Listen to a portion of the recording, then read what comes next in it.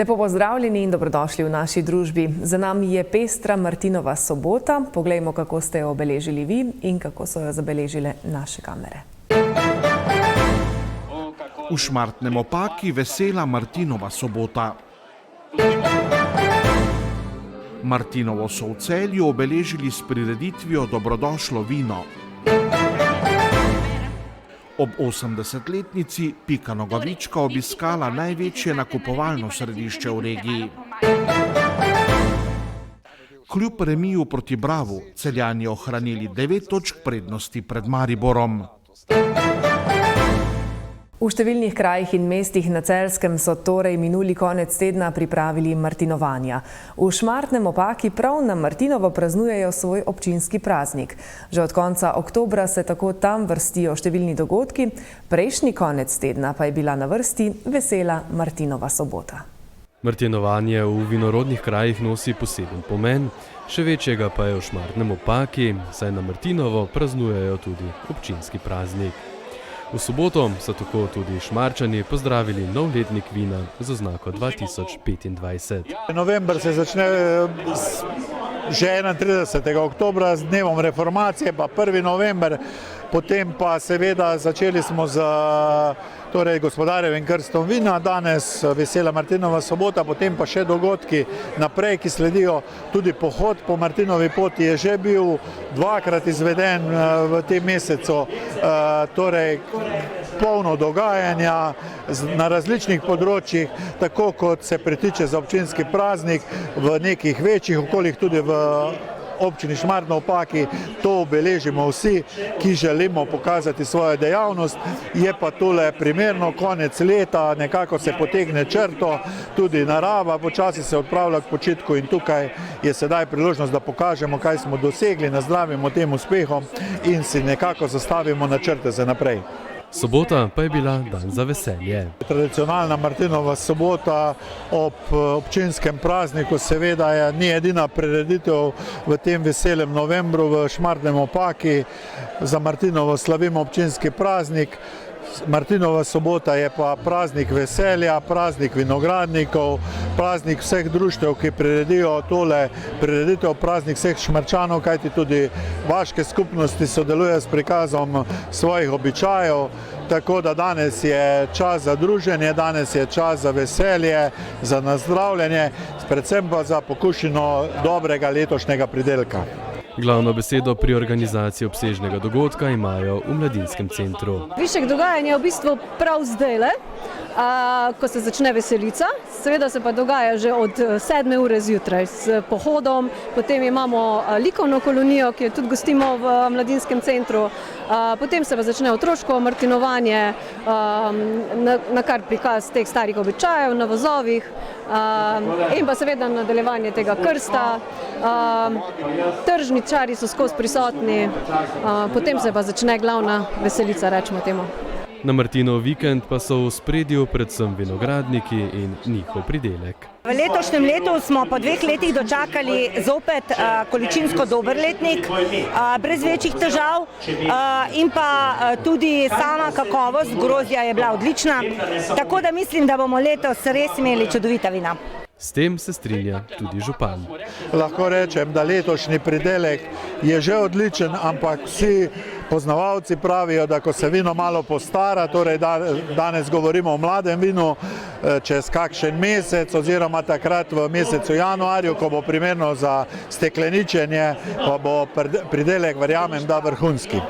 Tik pred veselico pa je tradicionalno na vrsti tekmovalni program. Pri nas vsako leto tudi na martinovanju razglasimo kletarja leta. To pa pomeni, da mi imamo ocenjevanje vin društveno in tisti, ki doseže povprečno oceno najvišjo med vsemi vinogradniki, je za tisto leto razglašen za kletarja leta in v naši občini lahko rečem, da to našim vinogradnikom ogromno pomeni. Letos je ta naslov prevzel Anže Podgoršek, a prazničnega dogajanja v Šmartnem še ni konec, občinski praznik bodo praznovali jutri. Martinovo so ta konec tedna obeležili tudi v mestni občini Celje. Na Krekovem trgu so pripravili prireditev pod imenom Dobrodošlo vino. Na njej so se predstavili različni vinarji, ki so med drugim v pokušino prinesli mlado vino. Organizatorji pa so poskrbeli tudi za glasbeni program in kulinariko. Celodnevno dogajanje so v soboto v Celju že tradicionalno naslovili Dobrodošlo vino, saj stara tradicija veleva, da prav ob godu svetega Martina mošt postane vino. Zavod Celeja je letos že tretje leto zapored pripravil tradicionalno Martinovo dogajanje na Martinovo soboto, Dobrodošlo vino. Skupno smo na Krekovem trgu postavili 19 stojnic, na 11 so se predstavili vinarji, na ostalih pa različna ulična kulinarika, lokalne dobrote. Imeli smo krst mladega vina. Za glasbo pa je poskrbela skupina Drugi vagon. V Zavodu Celeja smo izredno veseli, da so Celjani sprejeli ta dogodek za svoj. Vinarji so na stojnicah v pokušino ponudili mlado vino, a so s seboj prinesli tudi žlahtno kapljico minulih letnikov. Ponudba je bila zelo raznolika, zato je vsak od obiskovalcev našel nekaj zase. Klientela je postala precej zanimiva. Na eni strani imamo ljubitelje sladkih vin, za njih tudi moramo nekaj, čeprav mi pa držimo bolj ali manj suha, sveža vina, tako da praktično smo bolj na, bi rekel, teh standardnih vinah, ki se danes pač mogoče najbolj prodajajo. Prihajam iz jeruzalemskega konca, jeruzalemsko-ormoškega. Se veste, Martinovo je, to je naš čas in začnemo z mladim vinom in s tem se najbolj predstavljamo, tako da na koncu pa zmagujemo. Danes lahko poskusimo vina iz občine Šmarje pri Jelšah, društva vinogradnikov, različne sorte, različne stile vin. Vsa vina, ki so tu, so bila nagrajena na lokalnem ocenjevanju z zlatimi diplomami. Drugače imamo tudi v vsesplošnem ocenjevanju med vsemi društvi na Zvezi Vinis izredne dosežke, zlate, srebrne, tako da odlično vino. Kljub nekoliko bolj turobnemu vremenu je bil sobotni obisk v središču Celja dober. Tisti, ki so prišli okušati različne vrste vina, pa so lahko med drugim razvajali tudi svoje brbončice. Za kulinarični del sta poskrbela Hotel Evropa in Gostilna Koper. Smo iz Gostilne Koper in danes za vas mi pripravljamo jesensko jed bučni njoki. Se pravi, imamo iz kostanjem, orehi, malo parmezana seveda, da damo kremoznost. Pa našo tradicionalno zadevo pohano piščančje bedro, izkoščičeno in brez kože. Zdaj imamo pa domačo krompirjevo solato. Seveda pa ni šlo brez tradicionalnega krsta novega vina. Tega je tudi letos opravil celjski župnik Tadej Linasi. To je na tak lep praznik, ki združuje predvsem eno hvaležnost in veselje, namreč smo tik pred jutrišnjo zahvalno nedeljo, ki in sadovi narave predstavljajo to vidno znamenje, in če je zraven vsega prijetnih ljudi, lepote življenja, tudi kaj dobrega za pojesti, pa tudi kaj dobrega za popiti, to pa še skupaj. Okolo tega praznika svetega Martina nekako se po naših kleteh vino dozoreva. Zdaj potem vsak blagoslov pomeni klicati nekaj lepega, dobrega. Konec koncev na vse vinogradnike, vinogradnice, ki so se vso leto trudili, da potem pride kaj dobrega, lepega, predvsem pa, da bi ljudje ob tem druženju imeli tudi eno veselje do življenja, veselje med seboj v odnosih, da bi vendarle videvali tisto, kar je lepega v našem življenju, dobrega, in manj tisto, kar nam včasih ne gre. Kot so po dogodku povedali organizatorji, je prireditev tudi letos izjemno lepo uspela. Se pa v Zavodu Celeja že pripravljajo na začetek pravljičnega Celja, ko bo zagotovo v središču mesta še kako živahno. Ena najbolj priljubljenih literarnih junakinj, Pika Nogavička, letos praznuje 80 let. Ob jubileju je konec prejšnjega tedna v okviru vseslovenske turneje obiskala tudi otroke v največjem nakupovalnem središču v regiji, to je City centru Celje. V letošnjem letu je pomemben jubilej enega od najbolj priljubljenih literarnih junakov na svetu. Odštekane, nadnaravno močne 9-letnice Pike Nogavičke, ki namesto starši živi vznemirljivo življenje z malo opico in konjem v vili Čira Čara, najraje v družbi z Anico in Tomažem. Letos namreč mineva 80 let, odkar je pisateljica Astrid Lindgren leta 1945 objavila prvo knjigo dogodivščin Pike Nogavičke in z njo zavedno spremenila podobo svetovne mladinske književnosti. In v tem jubilejnem letu Pika Nogavička v organizaciji Mladinske knjige potuje po Sloveniji ter razveseljuje otroke. Tako se je minuli petek 7. novembra ustavila tudi v City centru Celje. Ravno zato, ker letos Pika Nogavička praznuje 80 let, če verjamete ali ne, kljub temu, da je taka mladostna, poskočna, 80 let zabeležimo skupaj z Mladinsko knjigo. Naj pohvalim odlično sodelovanje z našim šopartnerjem, ki je letos pripeljal že Mačka Murja in danes tukaj Pika Nogavičko. V City centru se je zbralo res veliko število otrok in njihovih staršev in bilo je živahno, saj je dogajanje tam potekalo kar cel popoldan.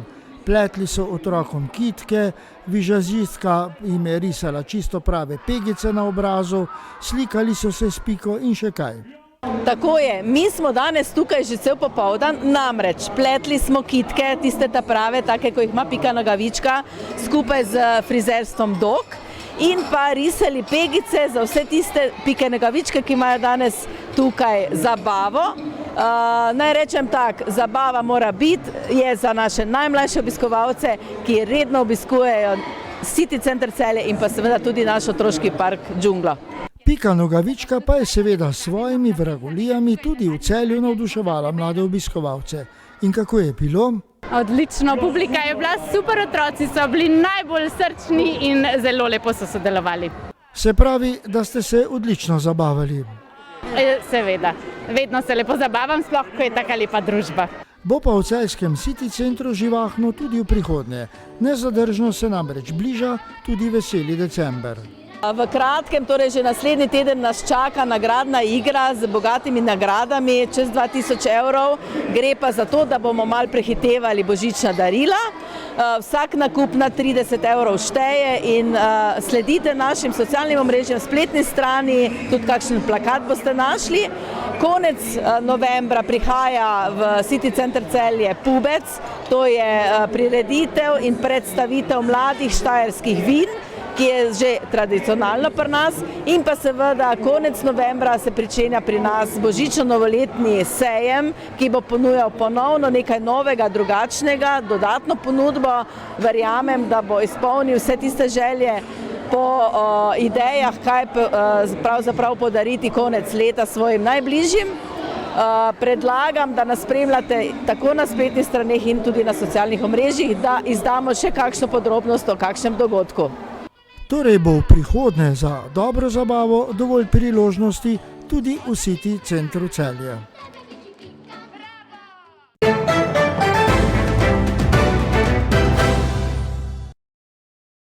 V 15. krogu nogometnega državnega prvenstva so nogometaši Celja na domačem igrišču z 0:0 remizirali z Bravom. Celjani so na prvenstveni lestvici pred drugim Mariborom ohranili 9 točk prednosti. V drugem letošnjem medsebojnem dvoboju dveh najboljših napadalnih moštev v ligi sta mreži ostali nedotaknjeni. Celjani so imeli sicer žogo občutno več v svoji posesti, kar 75%. Razmerje v strelih pa je bilo 20:6 za gostitelje. Da so se Ljubljančani v prestolnico vrnili s točko, ima največ zaslug njihov vratar Uroš Likar. Na drugi strani so bili Bravaši, ki so prvo letošnjo medsebojno tekmo izgubili z 0:5, najbližje zadetku v 70. minuti, ko je Gašper Jovan zadel vratnico. Prvi polčas nekako popolnoma pod kontrolo, Bravo dejansko ni si ustvaril nič. Drugi polčas je bilo malce več gor dol, kjer smo imeli tudi to eno stativo, mislim, da tudi edino priložnost na tekmi. Ostalo smo, lahko rečem, bili dobri.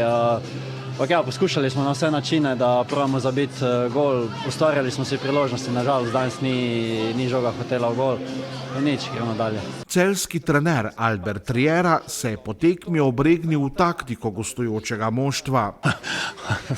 I was talking to the coach and I never played with five in his career as a coach, so this says everything.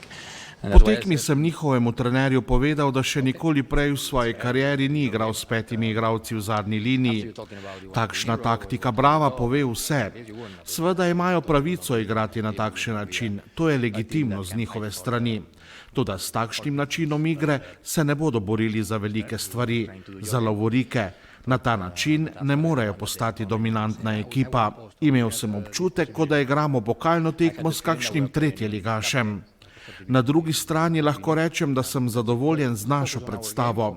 Na majhnem prostoru smo bili zelo kreativni, ustvarili smo si veliko priložnosti. Všeč sta mi lakota in pristop, ki ga imajo moji igralci. Tudi če bi dosegli ali prejeli zadetek, to ne bi spremenilo mojega mnenja o naši predstavi. Problem bi nastal, če se moji igralci ne bi borili in če ne bi pokazali želje po zmagi. Zelo sem srečen in vesel zaradi njihove igre. Zdaj so si med reprezentančnim premorom zaslužili 9 prostih dni. Obljubil sem, da bodo imeli toliko prostih dni, kot bo njihova prednost na prvenstveni lestvici. Če bi danes zmagali, bi dobili 11 dni odmora. Glede na prikazano v letošnji sezoni, so si to zaslužili. It was a draw 1 point, so we are 9 in front. They're going to have 9 days off. To marsikaj tudi pove o nas, ne, da dejansko igramo tekme na 3 dni in 3 nasprotnik pa da nas čaka na svojih 20-30 metrov. Ampak vseeno, bili smo tudi tekaško v duelih. Mislim, da danes dobri, da nismo njim puščali to igro, ki jo oni igrajo ponavadi, ker vemo, da so nekako močni v teh drugih žogah, hitri v spreda in ja, mislim, na koncu nismo zadeli in ja, pika vsakim. Danes smo dali od spredje izkupiček, danes smo želeli v bistvu se postaviti na drug način, pridobiti vsako prednost, ki jo lahko dobimo napram Celju. Morate se zavedati, da so naša izhodišča različna, da so razlike med nami v pogojih proračunske ogromne in da zato iščemo na drug način rešitve, kako lahko pridemo do rezultata. Zdaj, če na hitro tekmo povzamem, sigurno so Celjani ustvarili veliko priložnosti, smo imeli nekaj sreče in tudi Uroš je tukaj izredno dobro posredoval. Predvsem pa v prvem polčasu bi rekel v branjenju pozicijsko dobro, ampak premalo igre proti žogi, premalo pritiska smo izvedli na Celjane in ne glede na to, da niso prepogosto prišli, ampak v bistvu smo pustili v zadnji tretjini preveč prostega prostora. V drugem polčasu rahle prilagoditve in smo tukaj uspeli več pritiska na njih izvesti, tudi več žog vzeti in bili v napadu, predvsem potem, ko smo žogo vzeli bolj kvalitetni. Tudi menjave so dale svoje in prišlo je obdobje, ker smo bili bliže zadetku kot Celjani.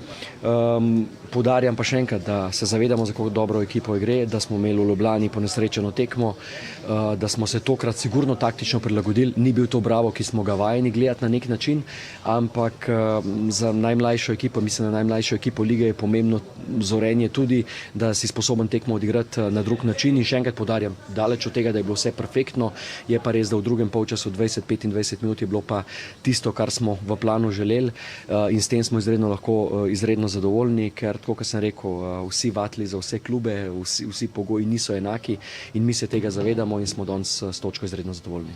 9-dnevnega počitka v celjskem moštvu ne bodo deležni reprezentanti Jean-Luc Leban, Daniel Šturm in Žan Karničnik, ki so danes začeli priprave na pomembni reprezentančni tekmi proti Kosovu in Švedski. Sedaj nas čaka ta, lahko rečemo, odločilna tekma s Kosovom, ker se bo že marsikaj povedalo na tej prvi tekmi, ker enostavno moramo zmagati, druga nam ne preostane. Mislim, da bomo tako tudi šli v tekmo, imamo sedaj dovolj, mislim, na 5 dni časa, da se pripravimo, da se zregeneriramo in ja, se vidimo v Stožicah v soboto.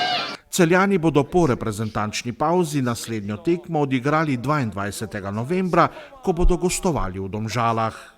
Košarkarice Cinkarne Celje pa so v derbiju 6. kroga državnega prvenstva 57 proti 34 premagale ekipo kranjskega Triglava. Celjanke so v državnem prvenstvu edina neporažena ekipa, sobotna zmaga pa je bila že njihova 73. zaporedna.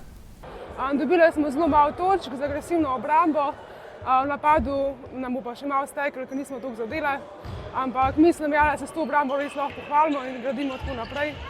Zdaj pa že mislim na naslednji tekmi. Za nami je težka tekma s Triglavom, ampak mislim, da lahko rečem, da smo zelo dobro odigrali v obrambi, prejeli smo samo 34 točk.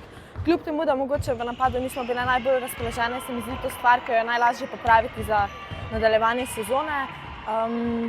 In pa čestitke tudi ekipi Triglava, bila je zelo naporna tekma, zelo fizična tekma in vesela sem, da smo dobile zmago.